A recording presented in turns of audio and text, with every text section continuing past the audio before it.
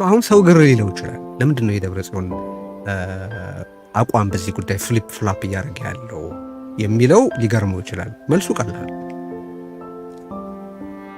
የፕሪቶሪያ ስምምነት ባለቤትነትም ሆነ ሌላው በትግራይ ጉዳይ መደራደር አቅም እሱ ጠንካራ ይዞታ ወዳለው ነው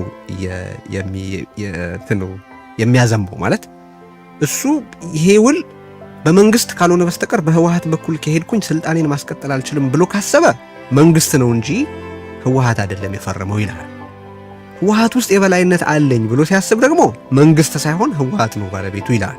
ይዞት ነው የሚዞሩ በኪሱ የፕሪቶሪያ ስምምነት ውስጥ ያለውን የተዋዋይነት ሚና በዚህ ውስጥ ያለውን ሬሌቫንስ መንግስት ነው ወይም ህወሓት ነው የሚለው ስልጣኑ ለሱ ባለው ቅርበትና ርቀት መሰረት ነው።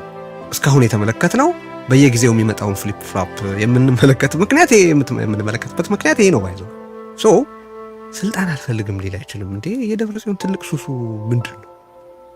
ከስልጣን ውጪ ነው ሊል እንዴት ይችላል? አሁን ይህንን ሁሉ አውዲ ያስቀመጥኩት ምንድን ነው? የ1 ሚሊዮን የትግራይ ተወላጆች ህልፈትን በተመለከተ ማስረጃ ያለው ጥናት ያለው ፕሪሳይስሊ እኔን ለመምታት እየተባለ ነው ብሎ ስላሰበ ነው። እኔን ለመምታት ነው ከ1 ሚሊዮን በላይ እየተባለ ያለው። አመራር አስጨረሰን ለማለት ነው ይሄ እየተባለ ያለው ነው ያለው። ከስልጣኑ ጋር አስተሳስሮታል ነው። ከዚህ ጋር የተሳሰሩ ኢምፕሊኬሽኖች ምንድን ናቸው ብለን እንጠይቅ። አንደኛ ከ1 ሚሊዮን በታች ሲሆን ከተጠያቂነት እድናለሁ ብሎ ያስባል ማለት ነው።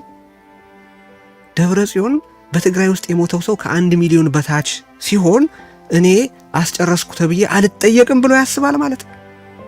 ስንት ይደረግለት? 999 ሺህ ቢሆንለት ይስማማዋል? 716 ሺህ ቢደረግለት ይስማማዋል? 859 ሺህ ቢሆንለት ይስማማዋል?